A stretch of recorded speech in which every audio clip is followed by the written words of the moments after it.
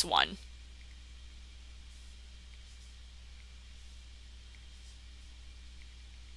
Okay, so if you think about this negative x cubed, right, this is not really outside of your function. It's actually just beside x cubed, right?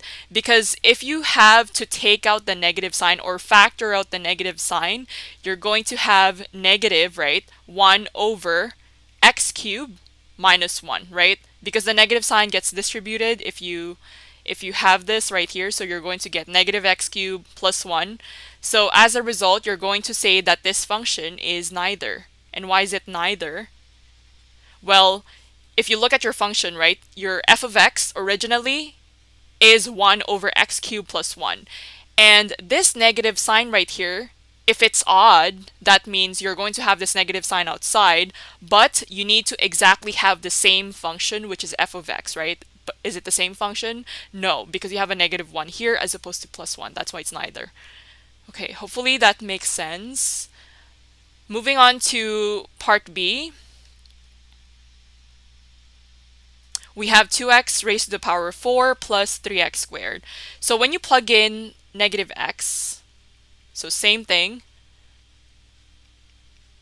raised to the power of 4 plus 3 times negative x squared, you're going to see that you have even exponents, right? So what's the rule when your coefficient is negative, right? Or any number really, when you raise it to an even exponent, right? It's always going to be positive. Okay, so as an example, if you type in negative 2, right, we know that, let's just keep it as negative 1, just so it's simple. Okay, so this is negative 1. If you raise this to an even exponent, let's say 4, right, type this into your calculator, you're going to get 1, right? So that means anytime you have a coefficient or a number raised to an even exponent, it's always going to be a positive number. So in that case, you're going to get exactly 2x raised to the power of 4 plus 3x squared, right? And as you can see, 2x raised to the power of 4 plus 3x squared is exactly the same g of x, right? To begin with.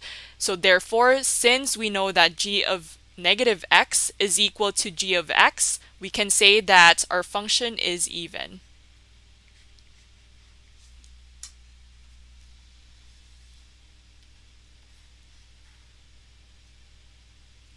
It's not too bad, right? All you really have to do is plug in your negative x. Okay, so moving on to h of x, which is 1 over x cubed plus x raised to the power of 5. So here's the thing, because you have raised to the power of 5, it gets a little bit tricky, but you're going to do the same thing so it's the exact same thing as the other two that we did. So you're going to plug negative x. So you're going to have h of negative x, and that's equal to 1 over negative x cubed, and this is going to be plus negative x raised to the power of 5. Okay, there we go. So as a result, right, remember what I said about if you have a negative coefficient, you're raising it to an odd exponent. Therefore, the number would remain negative, right? So that's what we're going to do. So we have 1 over, this is going to be negative x cubed, right? And then we have negative x. Okay, so from there, we can take out this negative symbol or negative sign, right? Such that this is now going to be negative, right? And by the way, because you have 5 here, we can say that this is negative 1 raised to the power of 5. Because remember, you're taking the negative 1 out from an exponent of 5. So you need to make sure you have that 5 there. And then you can rewrite this as 1 over x cubed plus x, right? Raised to the power of 5. Okay, so there we have it. And then now you can see that, again, I've probably said this so many times now, but if you have a coefficient that is a negative number and you're raising that to an odd exponent, that means it becomes negative, right? So you're going to have this negative 1 here because of this odd exponent, and then you're going to have 1 over x cubed plus x raised to the power of 5. So as you can see, you have a negative sign out here, when you plug in h of negative x, right? You're getting negative of h of x, which is an odd function, right? Because going back to this, what did we say? If it's an odd function, if you plug in negative x in your function, if you have a negative sign and if you're getting the same exact function, which is f of x, you're going to have an odd function. Cool. Again, as a reminder, all of my sessions are recorded, so you don't have to quickly jot everything down. Just take a seat, take your calculator out, plug in the values, calculate them with me, and just pay attention. So for number 2, it says graph the following functions. You have y is equal to negative x times x minus 3 times x plus 4. Okay, so we're just going to do a recap with multiplicity and degree, and also the sign of your leading coefficient. So those are the 3 things you have to remember if you're graphing functions, and specifically they're polynomial functions, right? So this is a polynomial function. So first, let's identify 3 things as I mentioned. So if you're looking at this negative sign right here, that indicates that you have a negative leading coefficient, right? And you're probably wondering right now, what does the leading coefficient and its sign has to do with drawing or graphing the function, right? So if it's a negative leading coefficient, so we're going to have that right here. So leading coefficient.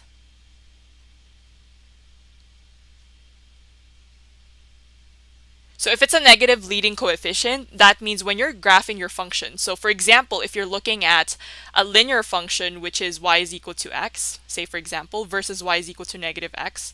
So we know that if you're graphing y is equal to x versus y is equal to negative x, if it's a linear function, that means your line is passing quadrant 3, right? Because this is quadrant 1, 2, 3, 4. Versus something like y is equal to negative x, which is quadrant 2 and quadrant 4. Does that make sense?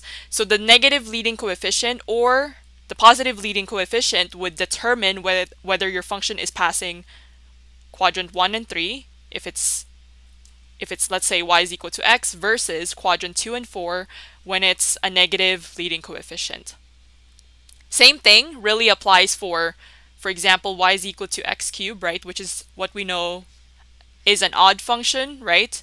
So we have something like this.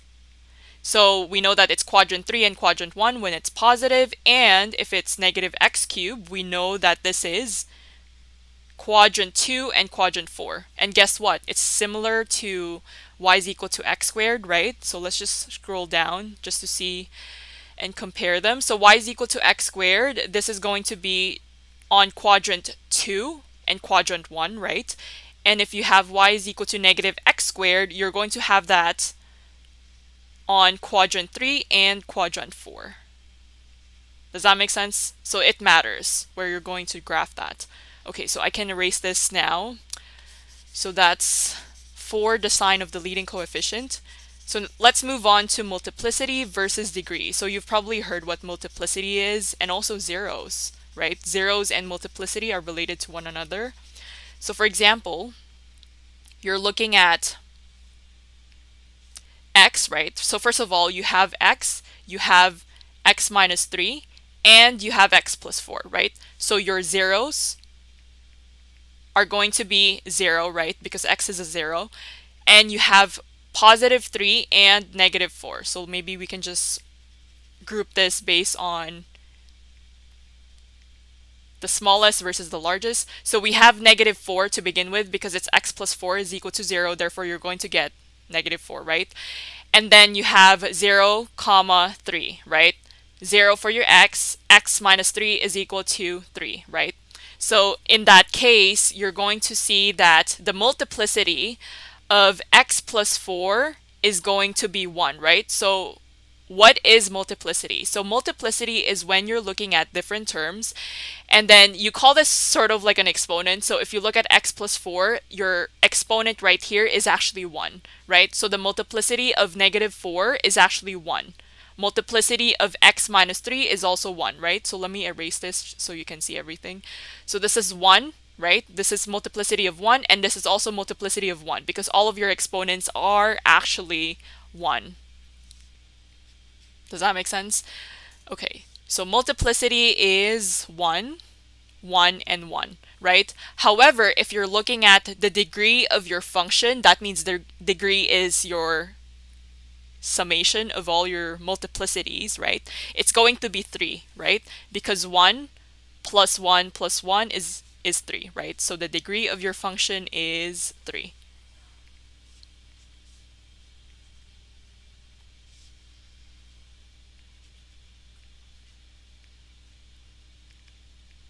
Okay, so why does the degree matter? Well, the degree matters because at least you know which quadrant it passes through, right? Because if you're thinking about an odd function versus an even function, right?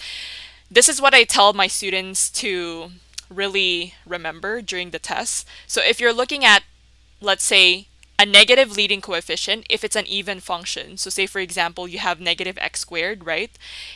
You would have to, so this is the one that we talked about earlier, you would have to look at quadrant 3 and quadrant 4, right? So you know where your function is going to start and where it's going to finish. So it's going to start at quadrant 3 and then you're going to finish at quadrant 4. So that's the position of where you're going to draw. However, if you're looking at y is equal to negative x cubed, you know that it's not at quadrant 3 and quadrant 4 because it's actually at quadrant 2 and quadrant 4. Does that make sense? So when you draw this graph, you know that if it's degree 3, therefore it's an odd function, right? And if it's an odd function, you're supposed to expect that this is what the quadrants, or this is how your graph is sort of going to look like. So these are what you call like templates that I like to tell my students to remember during the test. So you have an idea of where you're going to start drawing the graph, because otherwise it's just going to be overwhelming. Okay, so now that we have that, we're going to have a number line, and then you're going to graph all of your, sorry, not graph all of your zeros, but plot them, right? So this is -4, 0, and 3. Okay, so we know that this is all of your zeros, and then first of all, because it's a negative leading coefficient, it's an odd function, you're supposed to start on top of your x-axis, right? This is your x-axis. And then because you know that the multiplicity of x plus 4 is 1, that means you're going to cross, right? Okay, so here's the thing. If you have an odd exponent or odd multiplicity, you cross. Okay, maybe we can just write that here. So odd multiplicity, that means anytime you have an odd number and it's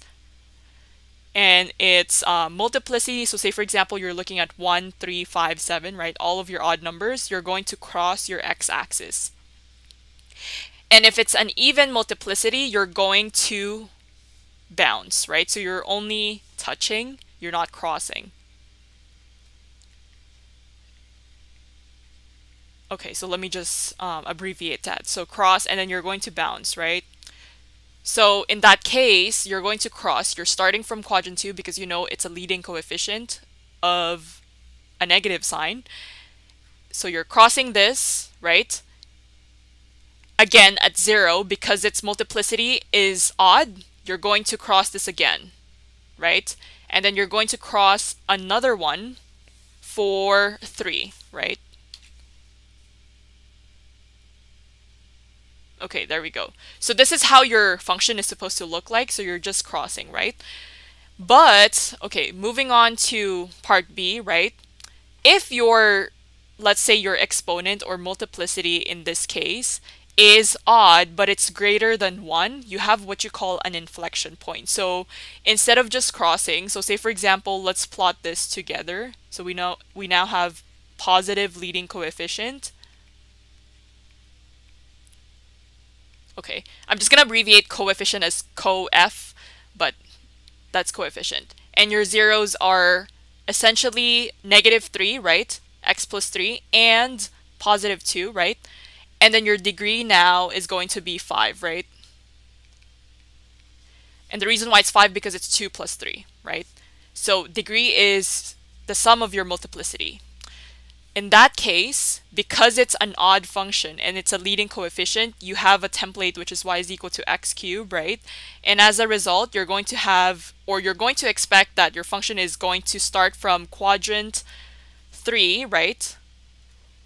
And then you're going to have somewhere, something on quadrant 1, right? Because it's positive leading coefficient and it's an odd degree. Okay, so we have that written down. Now, how do you draw your graph, right? So when you're drawing your graph, you're going to have -3 and 2, right? Again, we mentioned because it's starting at quadrant 3, that means you're supposed to have your function starting from the bottom, right? So you're starting here and drawing up. So because at -3, you see that it's 3, right? It's an odd multiplicity, however, it's greater than 1. That means you're going to have what you call an inflection point. So an inflection point is also crossing, right? But it's a little bit flatter because you have a change in, there we go. Okay, there we go. So this is flatter as opposed to just crossing because you have a change from concave to convex. Basically, that's what it is. So it's like this right here. So you have a change in your concave to convex, and then this is a little bit flatter, right? So that's what happens at -3. But if you have, let's say, at 2, right? If you're looking at x minus 2 and this is 2, you're just going to bounce, right? And how do you know it's not going this way, right? Going down? Well, if your function is odd, that means you're going to finish at quadrant 1. So that means it has to be on top of your x-axis, right? Or above your x-axis. So you're going to bounce here.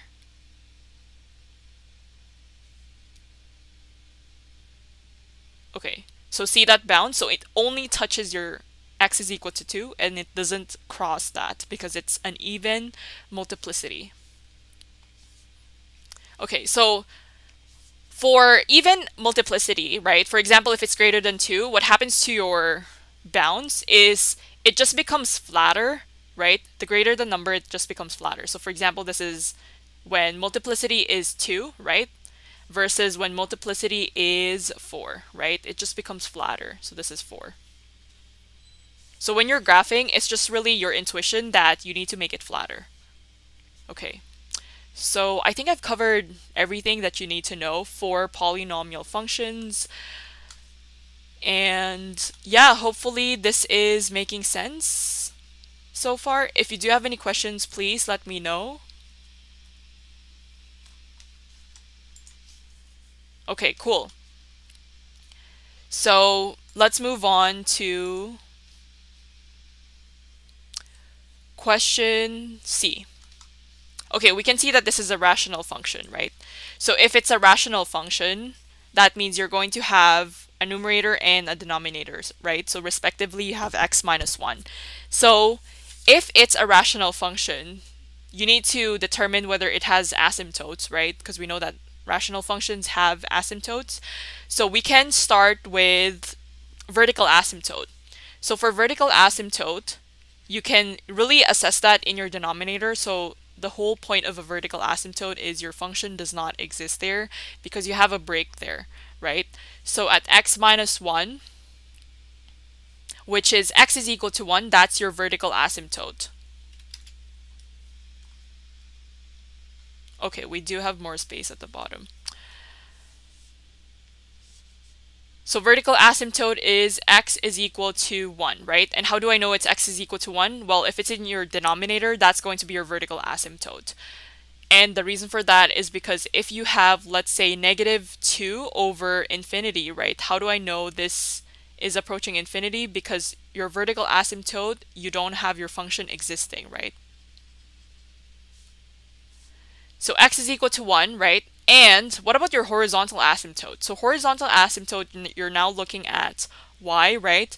But for y, right, you first have to figure out the degree of your numerator versus the degree of your denominator. So horizontal asymptote, again, you have to assess whether your degree of your numerator is less than, equal, or greater than the degree of your denominator. Okay, so here's the following conditions, right, for horizontal asymptotes. If the degree of your, so DEG means degree, if the degree of your numerator is less than the degree of your denominator, so DEN is denominator, that means your horizontal asymptote is 0. Does that make sense? So you don't really have, so in this case, your horizontal asymptote would be 0, right? But, so there's a difference between 0 versus none, by the way.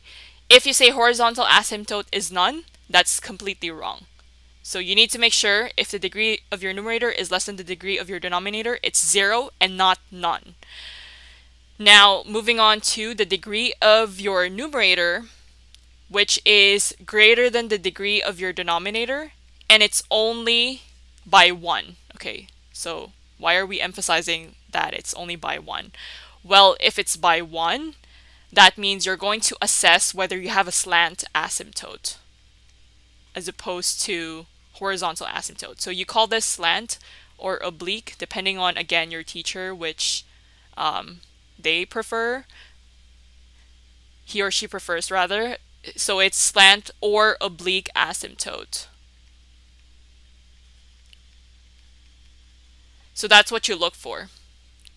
But in this case, degree of the numerator greater than the degree of your denominator, horizontal asymptote is none. Even though if it's greater than 1, and even though it's just by 1, if your degree of your numerator is greater than the degree of your denominator, your horizontal asymptote is none, not 0. And if it's equal, right? So degree of your numerator is equal to the degree of your denominator, which we're going to look at for the next question, which we can see here at the bottom. If you guys can see this, you can see that the degree of your numerator is 1, the degree of your denominator is 1, and they're equal to one another. You need to look at your end behavior. So in that case, you would have to divide your numerator and your denominator with the highest power of x, right? I'm gonna go over that in a bit, so this is gonna all make sense afterwards. So equal to numerator and denominator, therefore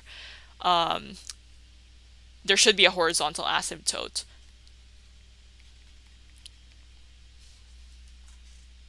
And the horizontal asymptote is basically the ratio of A and C, right? So A is 5, 2 is your C, because it's AX minus B plus CX plus D, right? That's one of your rational functions. Okay, so we can actually say that this is y is equal to 0, and we can move on. So now we have vertical asymptote, horizontal asymptote, and we also have to find our intercepts, right? Because we have x-intercepts and y-intercepts, right? So maybe we can look at our x-intercepts. So for x-intercept, the reason why it's actually none for this particular function is because when you plug 0 right here, so say for example your y, when this is 0, and then you have equal to -2 over x minus 1. When you cross multiply 0 times x minus 1, you're going to get 0, right? 0 is equal to -2. Therefore, you don't really have any x-intercepts, right? So this is very similar to when you're saying your x-intercept is none versus x-intercept is equal to 0. So you have to be careful with these terminologies. However, for y-intercept, right? How do you find the y-intercept? Well, you just have to plug in x is equal to 0, right? So you have y-intercept, and then this is going to be -2 over 0 minus 1, right? So when you find your y-intercept, you're going to see that this is equal to 2. Does that make sense? So if you know that your y-intercept is equal to 2, when you plug in 2, you're going to have a y-intercept here. So this is 2. Vertical asymptote is that x is equal to 1. Okay, that's supposed to hit 1. Okay, you get what I mean, right? There we go. Yeah, this is 1. And then you're going to see that y is equal to 0. Let's maybe label this. So 0 is on your x-axis, right? Here. And then, yeah, that's it. So all you have to really graph is basically have something like this. So you need to pass your y-intercept, and this function is approaching 1, right, from the left side, and then basically you have something like this. Okay, so that's how you draw this function, and hopefully that was pretty straightforward. Yeah, we're gonna do a lot of situations for, or I guess a lot of concepts relating to rational functions, because I know a lot of students just struggle with graphing in general, so that's why I'm starting graphing for advanced functions, and then we'll move on to applications. Okay, so interestingly, there's another rational function here. So we have in the form ax minus b over cx plus d, right? So remember what I said about the horizontal asymptotes? So horizontal asymptotes, right now, you have the same degree, right? So first of all, how do you know it's the same degree? Well, if you look at 5x minus 3, right, and 2x plus 1, the degree of your numerator would be 1, right? Because if you're looking at your x, the highest power is 1, right? And then if you're looking at your denominator, the highest power is 1 as well, right? Because it's x to the power of 1. Does that make sense? So in this case, what you need to do is divide both your numerator and your denominator with the highest power of x, which is x, right? So it really varies. For example, if you have x squared, then you would have to divide that with x squared. So highest power of x, make sure to divide that. So what is happening here is you're going to have 5, right? So 5x over x would give you just 5, right? Does that make sense? I think I just have to write that down. Okay. So you're going to get 5, and this is now going to be minus 3 over x, right? Over your denominator. So in this case, this would be 2x over x, and this is plus 1 over x, right? So you know that this is 5 and this is 2.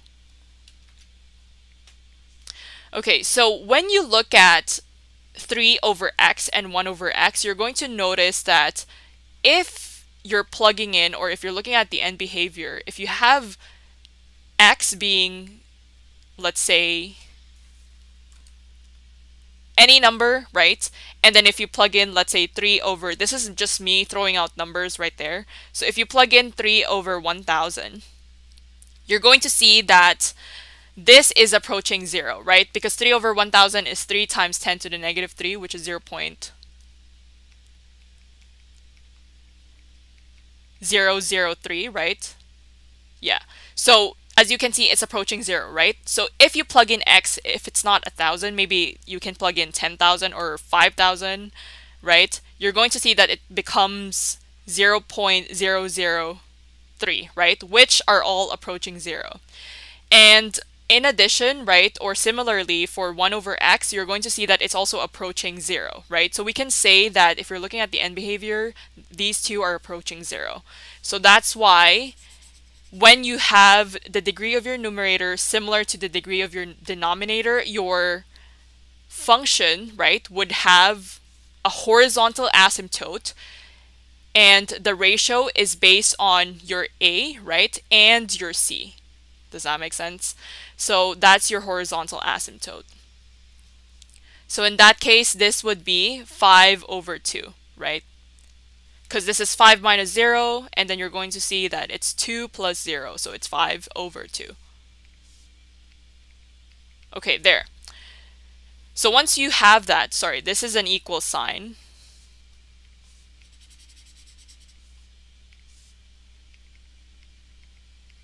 Okay, so once you have that, you can actually start graphing.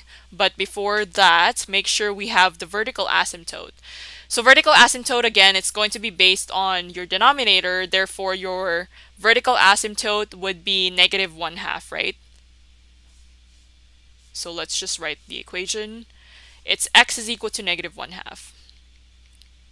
Right? And how do I know it's negative 1/2? Well, it's 2x plus 1, and that's equal to 0. When you move 1 to the opposite side of your equation, you're going to get 2x is equal to negative 1 divided by 2. Therefore, x is equal to negative 1/2.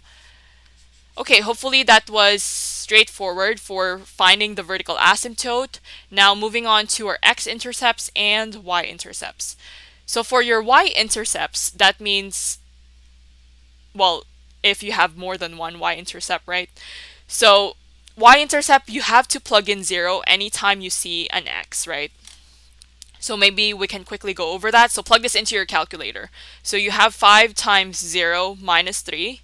And then in your denominator, you're going to plug in 2 times 0 plus 1, right? So you're going to see that your y is equal to negative 3, right? So y-intercepts, y is equal to negative 3. And that's it, right? Plug in 0. Whenever you see an x, you're going to see that it's negative 3. And then your x-intercept, maybe we can write that here. That means you need to have y equal to 0, right? So you're going to solve for your x. So 0 is equal to 5x minus 3 over 2x plus 1. Okay, as you can see, when you cross multiply, 0 times 2x plus 1 is 0. Therefore, you're going to have 0 is equal to 5x minus 3. And then you're going to solve for x, right? So moving 3 to the opposite side of the equation, you're going to get 3 is equal to 5x. Does that make sense, guys? And you're dividing this with 5, right? So x is equal to 3 over 5. Cool. Okay, so we know that our x-intercept is 3 over 5. So 3 over 5 is 0.6, right? Okay, this is way too much space. Let me just have this here. X is equal to 3 over 5, which is 0.6. Okay, hopefully you guys understand this. So let me try to move this. Actually, let me just delete this. I think you guys probably know how to find the x-intercept.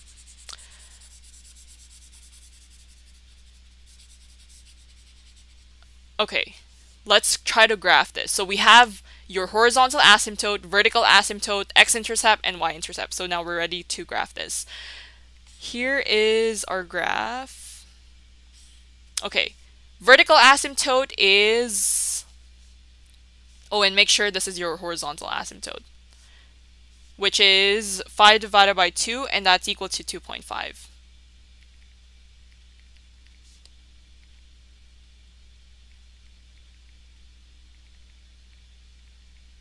So y is equal to 5 over 2. That's our horizontal asymptote. Vertical asymptote is negative 1/2, so that's going to go right here.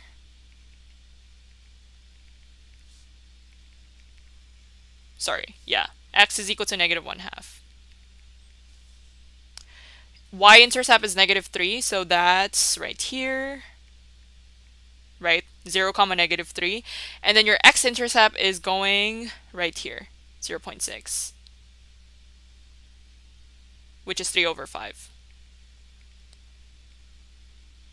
Okay, there we go. So our function is going to pass through our x and y intercepts, and you're going to see that it's like this. Okay, does that make sense so far?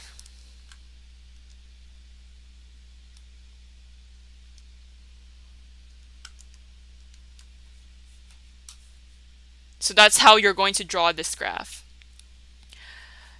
Okay, so if you want to check, so I think a lot of students may want to know about this. So let's say, how do you know if your rational function, you're supposed to draw it here, and like if you're supposed to draw it here? Well, I think it's very kind of obvious that if you have an x and y intercept on this side, right, your function needs to be there, because that means you're going to pass through your x and y intercepts. But let's say, how do you know that you're graphing this part of your function over here as opposed to, over here? So if you have, let's say, negative 3, so pick any number that is before negative 1/2, so let's say negative 3. And if you try to plug in negative 3 in your function, y is equal to 5x minus 3 over 2x plus 1. Maybe we can do that. So we have 5 times negative 3 minus 3 over 2 times negative 3 plus 1. You're going to see that if you plug in negative 3, which is before negative 1/2, because you want to observe what happens to your function as you go from the left side of negative 1/2, right? What happens to your function here? So you can do a test run. So if you plug in negative 3 here, or any number, it could be -5, right? As long as it's before -1/2, you're going to see that your y value, if your x is -3, your y value is a positive number, which is 3.6. So that means if it's before -1/2 or the left of -1/2, your function needs to be positive. That's why you're drawing this up here. Does that make sense? So that tells you that you're having your function here as opposed to here, right?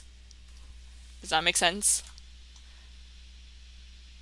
And the same thing applies here. So say, for example, you're unsure, even though you have your x and y intercepts drawn. If you try to find a number, for example, you can pick, let's see, since we use 3/5, which is 0.6, you can pick 1, right? If you pick 1, so maybe we can plug that in right now. If you have 5 times 1 minus 3, right? So plug in 1 to your function y, and then you have 2 times 1 plus 1.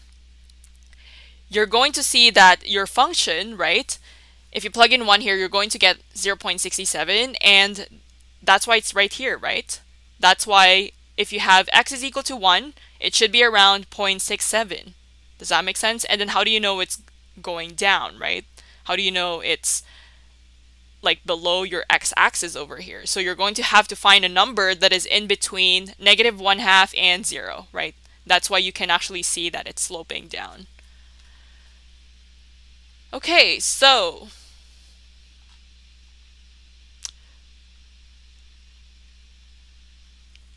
moving on to this function. So interestingly, we have an exponential function. And how do I know it's an exponential function? Anytime you see y is equal to a, right? A being your base, raised to the power of x, and then sometimes you have plus c. So in this case, we have -1, which is our c. That is an exponential function. So whenever you have an exponential function, you need to also have your horizontal asymptote written down, right? So your c, right, in this case, because sometimes you can just have y is equal to 3x, for example, and then when you draw this graph, you don't really have any c, right? Your c is 0. It's not none, it's 0.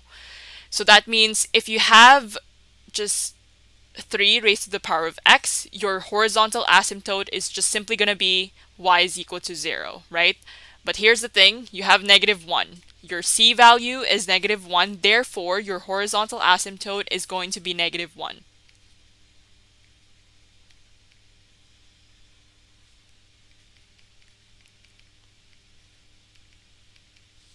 Okay, so do you have an x, I guess, do you have a vertical asymptote? Sorry, I meant vertical asymptote. But in that case, you don't really have a vertical asymptote because the vertical asymptote only exists for log functions, but for exponential functions, you strictly only have horizontal asymptotes because remember, they're the inverse of one another. So you have -1. Let's plot that here. So that's, sorry, not there. That's 0, right?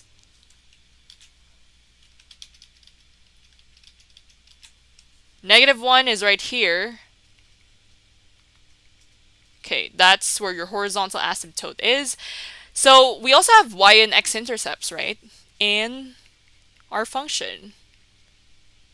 So what we can do, let's find the y-intercept first, because all we have to do is really plug in 0 whenever you see an x, right? So y-intercept would simply be y is equal to 3 raised to the power of 0, right, plus 2 minus 1. So 3 raised to the power of 0 plus 2 is 9. 9 minus 1 is 8. So your y-intercept is 8. So that's here.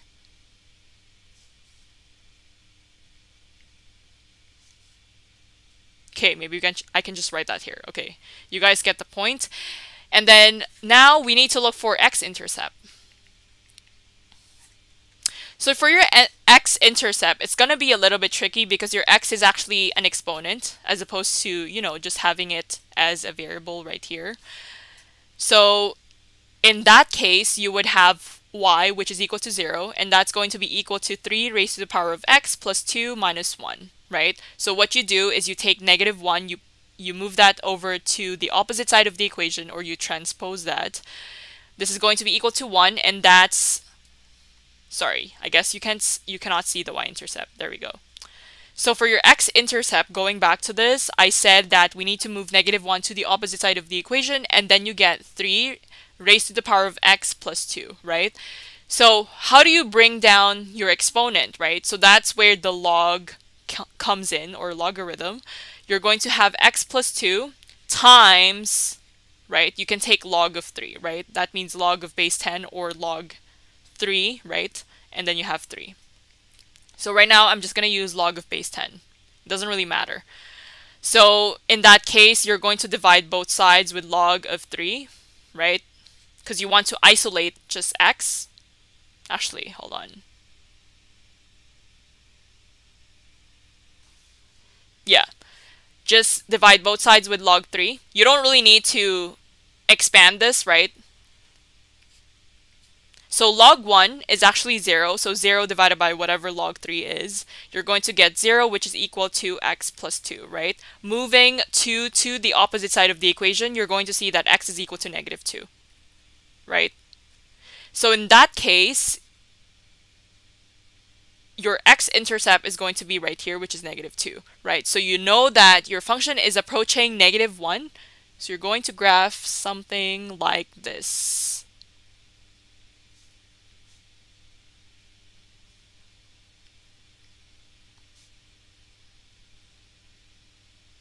Okay, this is passing 8, guys. You get this, right? And this is 2. That's how your function should look like. Great.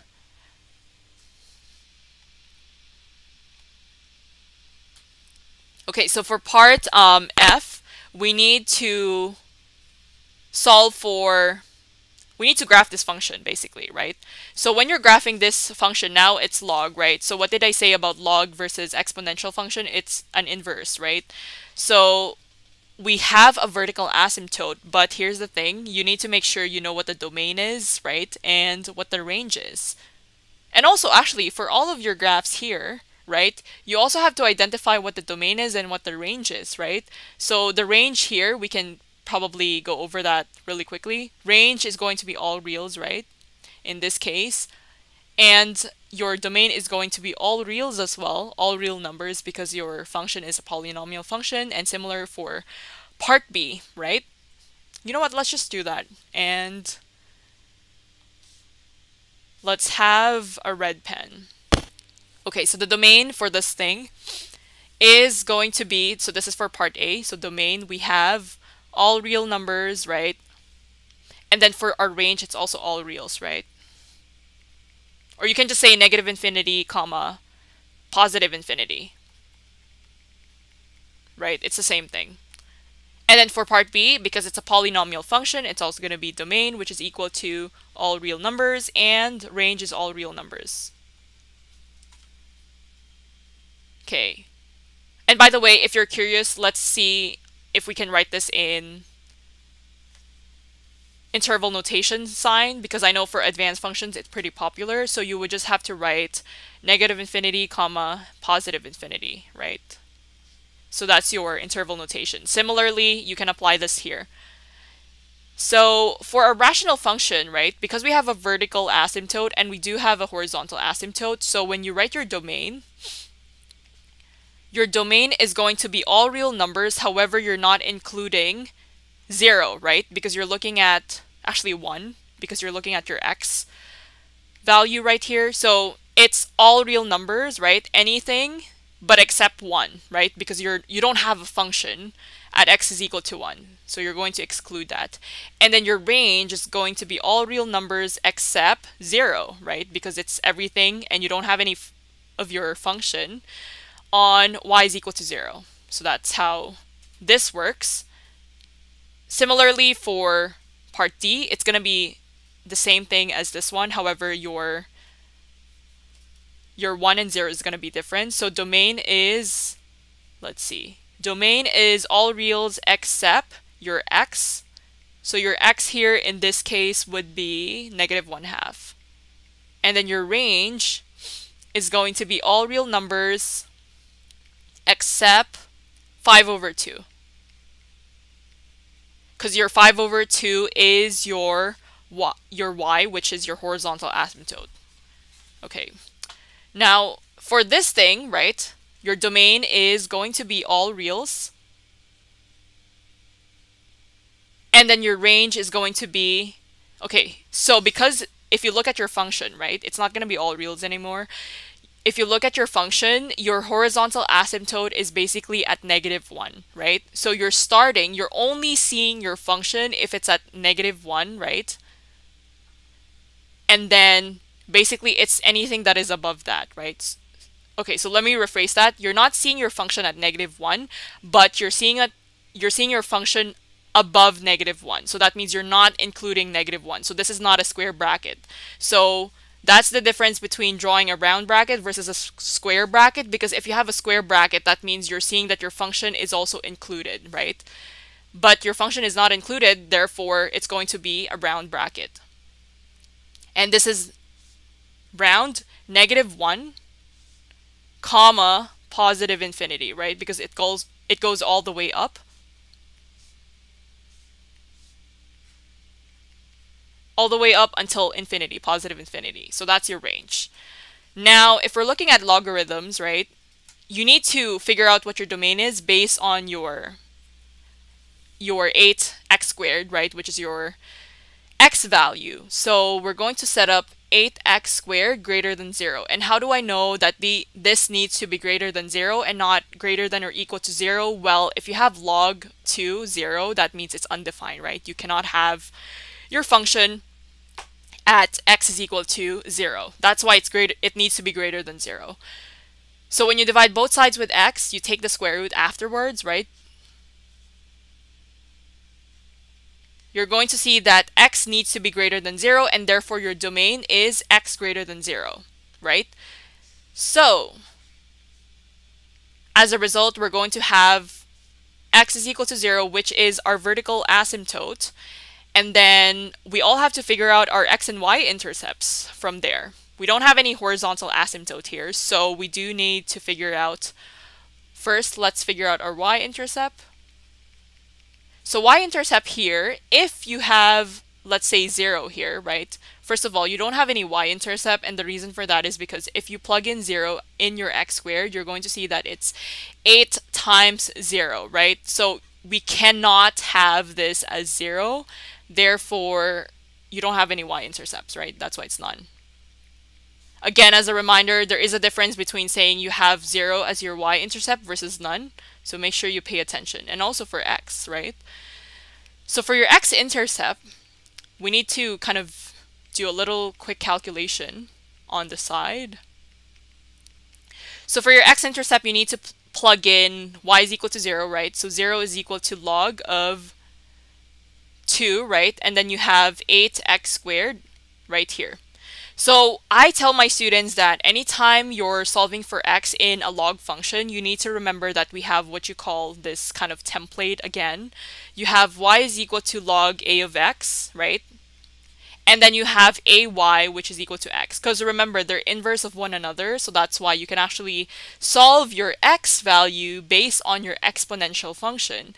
So as you can see, your a here is 2, right? So 2, right, raised to the power of y. So what's your y? Your y is 0, right? As you can see.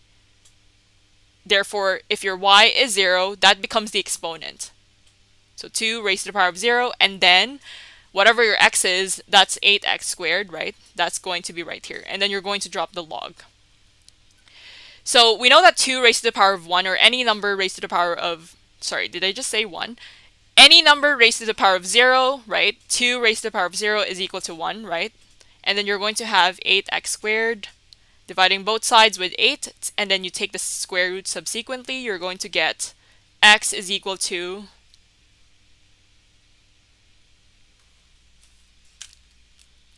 square root of 1 over 8 is square root of 2 over 4, right? So this is approximately 0.354.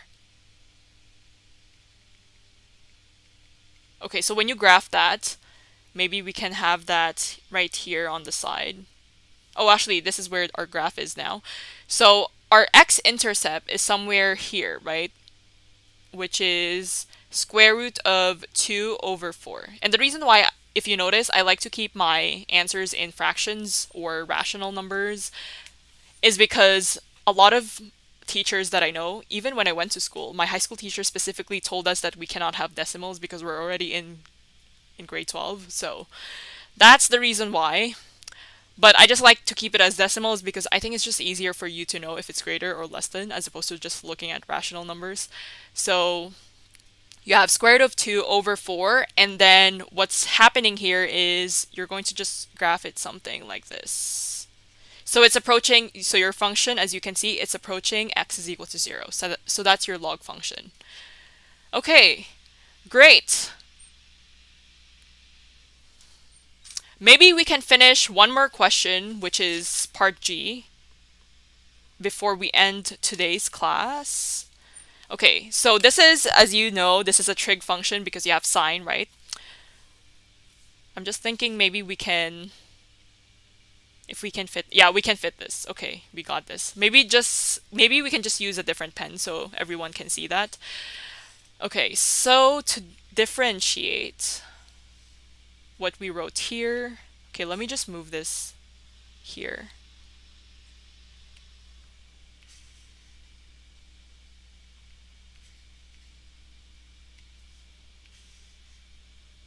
By the way, how are you guys holding up? I know this is a lot, but we need to get through this. Okay. We have sine, right? Okay, 3 more minutes and let's finish this question. So first of all, when you're drawing trig functions, you need to have you need to figure out what your amplitude is, which is a, right? You need to find what your k value is, and you need to find your period. So period is equal to 2 pi over k, right? So k is your constant right here. So, or coefficient. So your 2 is your amplitude, right? Right off the bat, we see that a is equal to 2. And then you don't really have a k, which is... Actually, you do have a k, which is 1, right? Again, there's a difference between none and a numerical value, so it's 1. K is 1. And then our period is equal to 2 pi over k, which is 2 pi over 1, which is exactly 2 pi, right? So I don't have to write the 1. And then they're saying that the restriction is basically from negative 2 pi, which is negative 360 degrees, and it's in between, sorry, so your function is in between negative 2 pi and 2 pi, right? So when you graph this, right, so first of all, our sine function, I'm just going to draw that really quickly here. Typically, our sine function, you would have y is equal to sine x, and then you know that this is going to be 1, and then at the bottom you have negative 1, right? So in that case, you need to remember this because when you're drawing trig functions, it's very easy if you know the template or how it should look like, right? So 1 period for sine x is actually 2 pi, right? So in that case, when we're drawing this, because we know that this is x is equal to pi over 3, so our c value is pi over 3. We're going to have pi over 3 somewhere, right? So let's draw that. And also, because your amplitude is 2, that means you have 2 and negative 2 as opposed to 1, right? So that means it has to go up until 2 and it has to go down until negative 2. So your pi over 3, because we're translating to the right, that means we're moving, right? Because x is equal to pi over 3, so we're starting at pi over 3. Okay, that's where pi over 3 is, and then basically we need to figure out what's the next period after pi over 3. So what I like you to do right now is make sure your calculator is in radians, not degrees, and then you type in pi over 3 plus 2 pi. Okay, so you're going to get 7 pi over 3, right? So we know that that's 1 period.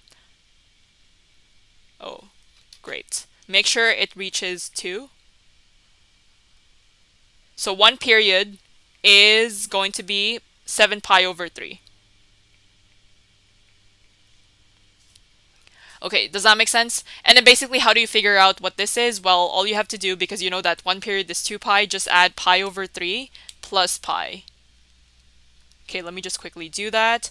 Yeah, so that's 4 pi over 3, right? So this is 4 pi over 3, but we don't really need that information. And then because it's from negative 2 pi to 2 pi, right? So just make sure you also draw things that are on the left side, right?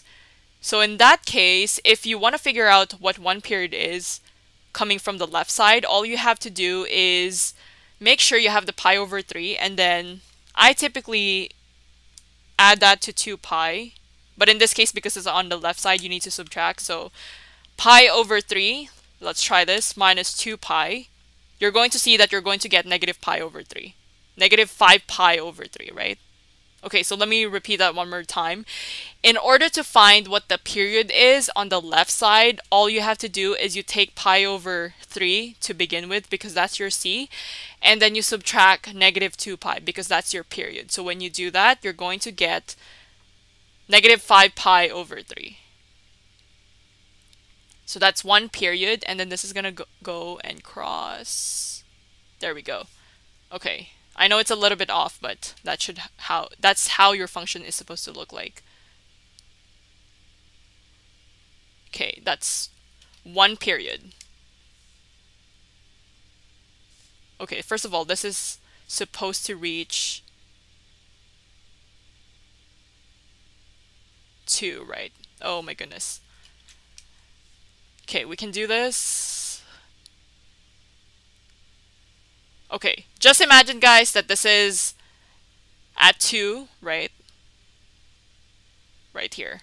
So this is 2. So that's one period, right? And yeah, so this is basically your graph for this function. And because they're saying it's 2 pi, right? So maybe let's just quickly go over this just to make sure that when you draw the graph, it's within the restriction. So 7 pi over 3 is actually 420 degrees, right? If you calculate that. So that's actually more than 360 degrees. So you really need to stop at 2 pi, right? Actually, you can stop here because it's like one period, right? So pi over 3 plus 2 pi. So you're going to stop here and then you're going to stop right here. So that's fine. Okay, so we've covered everything so far. And then for the next class, we can just go over h and oblique and slant asymptotes, and then we'll continue on with advanced functions. So if you do have any requests, please reach out to me. I know that there's probably going to be a lot of you, so just make sure, because I also love to hear from my students, right? So, and yeah, thank you so much, guys, for tuning in. And if you're interested to watch more of my classes, not just advanced functions, and in fact, I'm hosting a calculus class this afternoon at 2 p.m. So make sure to 2 p.m. EST. So make sure to stay in touch with me by checking out my daily schedule at oneclass.com/livestream.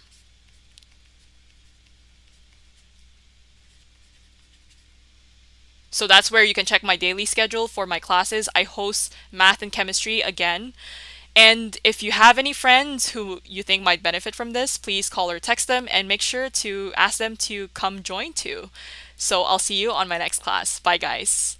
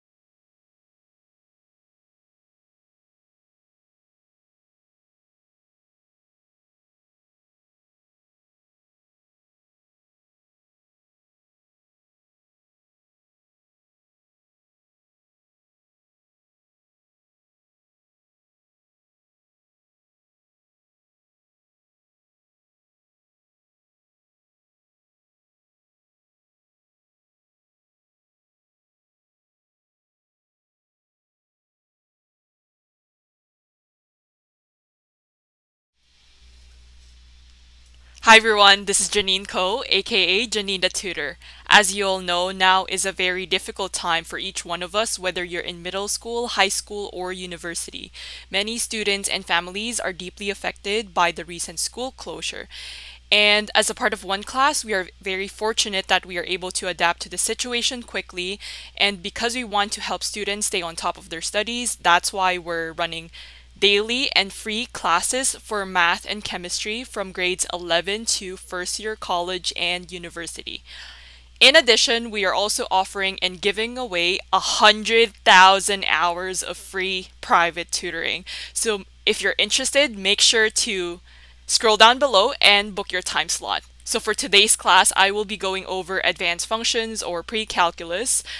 And we're studying this course collectively because I just think that the best way to learn advanced functions or pre-calculus is to really combine all of your types of functions and be able to evaluate them.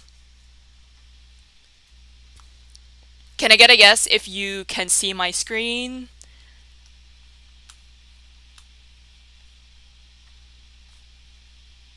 And if you can hear me coming through as well?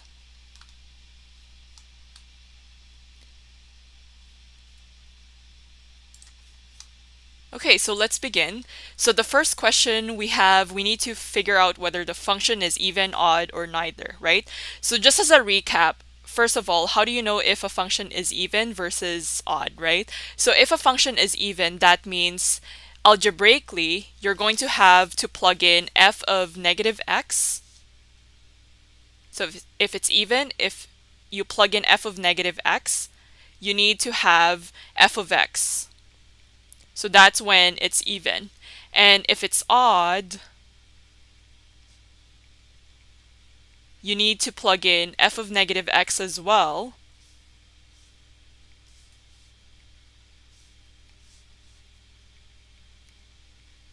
But instead of having f of x, you need to have negative f of x.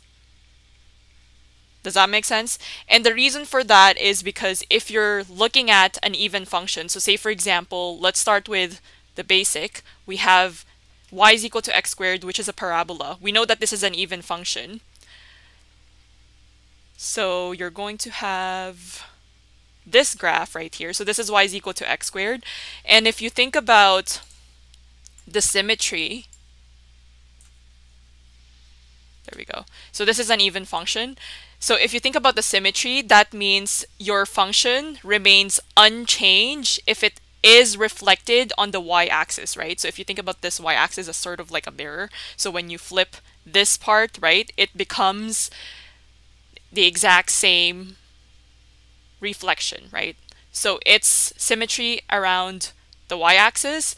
But for an odd function, let's say you're looking at y is equal to x cubed, which is a cubic function. Okay. So your symmetry is actually 180 degrees, right, over here. And you have a point symmetry, to be specific, right here. So when you kind of rotate this, right, 180 degrees, so you're looking at from here, rotate that until here, right, 180 degrees, you're going to see that your function remains unchanged. So that's the difference between even and odd functions. And that's why you have this positive symbol right here versus the negative sign right here. Okay, so hopefully that was clear. But for this 3 questions, A, B, C, all you have to do is really evaluate whether you're going to have f of x as a result, which is the exact same thing as your function, versus if you can take out the negative sign and then you're going to have your function, f of x. Okay, and if it's neither, that means it's not going to be any of the two, right? So let's start off by plugging in f of negative x right here. Okay, so we do have 1 over negative x, and then you need to cube this, right? Plus 1. So if you think about cubing negative 1, right? Because this is a negative 1 coefficient, we can actually say that this is going to be 1 over negative 1 cubed. So we're taking out that cube, and then we're left with x, right? plus 1. Does that make sense?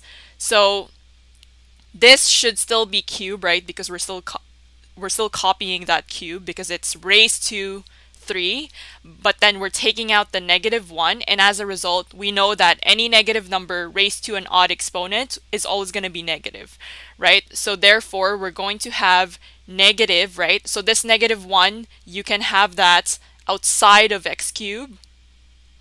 So you're going to have x cubed, and this is going to be plus 1.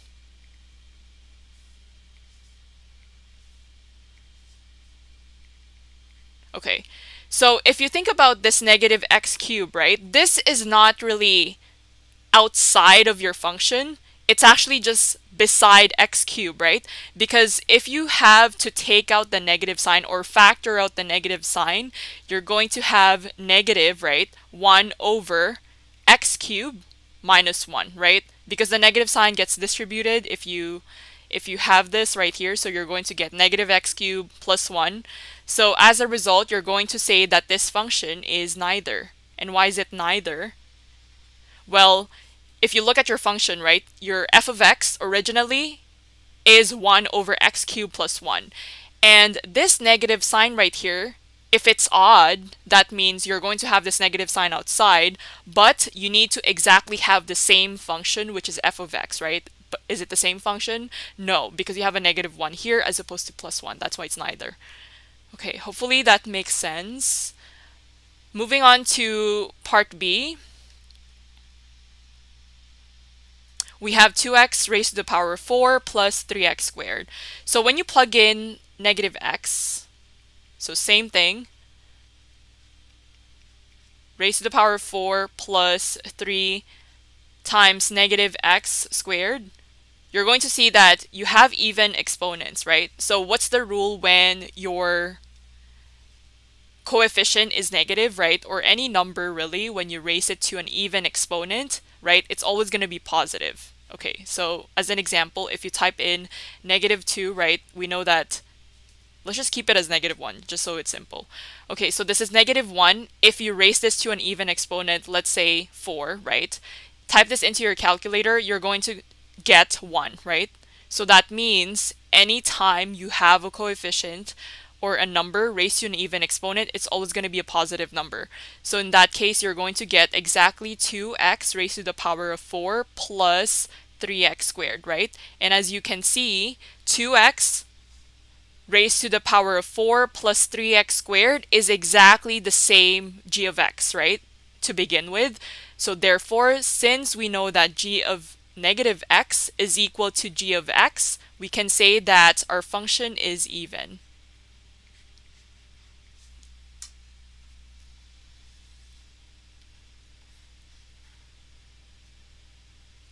It's not too bad, right? All you really have to do is plug in your -x. Okay, so moving on to h of x, which is 1 over x cubed plus x raised to the power of 5.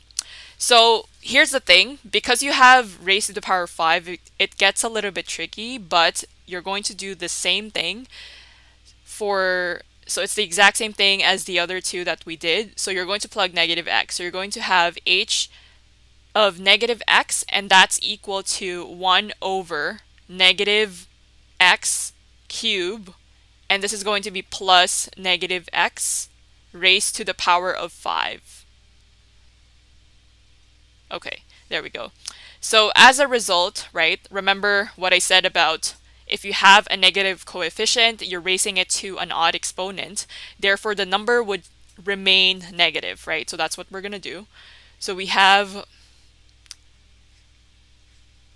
1 over, this is going to be -x cubed, right? And then we have -x. Okay, so from there, we can take out this negative symbol or negative sign, right? Such that this is now going to be negative, right?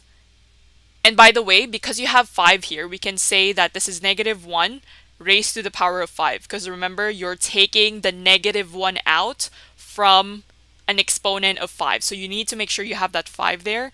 And then you can rewrite this as 1 over x cubed plus x, right? raised to the power of 5. Okay, so there we have it. And then now you can see that, again, I've probably said this so many times now, but if you have a coefficient that is a negative number and you're raising that to an odd exponent, that means it becomes negative, right? So you're going to have this negative 1 here because of this odd exponent, and then you're going to have 1 over x cubed plus x raised to the power of 5. So as you can see, you have a negative sign out here when you plug in h of negative x, right? You're getting negative of h of x, which is an odd function, right? Because going back to this, what did we say? If it's an odd function, if you plug in negative x in your function, if you have a negative sign and if you're getting the same exact function, which is f of x, you're going to have an odd function. Cool. Again, as a reminder, all of my sessions are recorded, so you don't have to quickly jot everything down. Just take a seat, take your calculator out, plug in the values, calculate them with me, and just pay attention.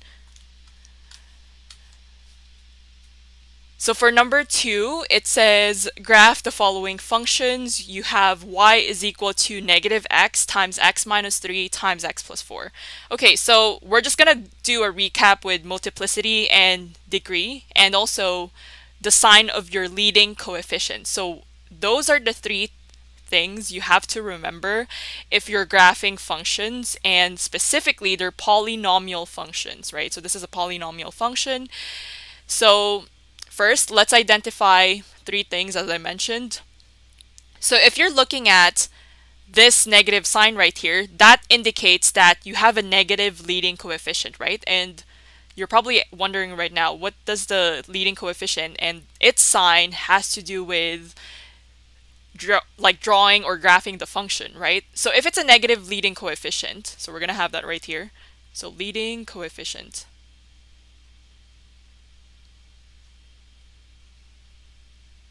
So if it's a negative leading coefficient, that means when you're graphing your function. So for example, if you're looking at a linear function, which is y is equal to x, say for example, versus y is equal to negative x. So we know that if you're graphing y is equal to x versus y is equal to negative x, if it's a linear function, that means your line is passing quadrant 3, right? Because this is quadrant 1, 2, 3, 4. Versus something like y is equal to negative x, which is quadrant 2 and quadrant 4. Does that make sense? So the negative leading coefficient or the positive leading coefficient would determine whether your function is passing quadrant 1 and 3, if it's